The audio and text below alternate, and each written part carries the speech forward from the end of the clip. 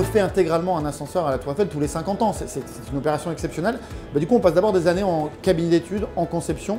On regarde la cabine précédente, on regarde l'état de la réglementation, on regarde l'état des innovations et on fait des modèles 3D, des modèles de force, on travaille sur le type de cabine, on regarde ce qu'on est capable d'obtenir aujourd'hui. On budgète 58 millions d'euros pour cette nouvelle cabine d'ascenseur, cette nouvelle voie complète.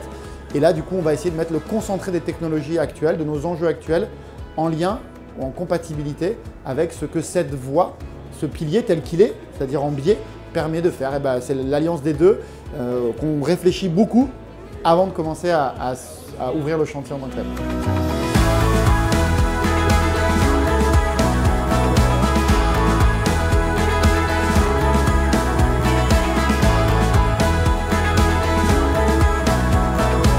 Nous, chez Baudin Châteauneuf, on avait la chance d'avoir réalisé la rénovation, le changement de l'ascenseur ouest. Donc on connaissait parfaitement ce genre de cahier des charges. Le cahier des charges était très exigeant et puis aussi au niveau de la sécurité parce que vous imaginez bien que s'il y avait une centaine de touristes qui étaient arrêtés entre deux étages, ça poserait des problèmes. Et encore une fois, c'est un prototype.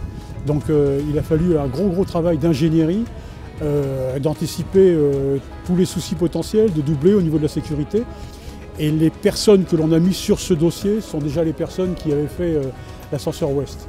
Donc c'était déjà une façon d'anticiper toute l'ingénierie, tous les essais qu'on devait faire en usine et aussi sur le site.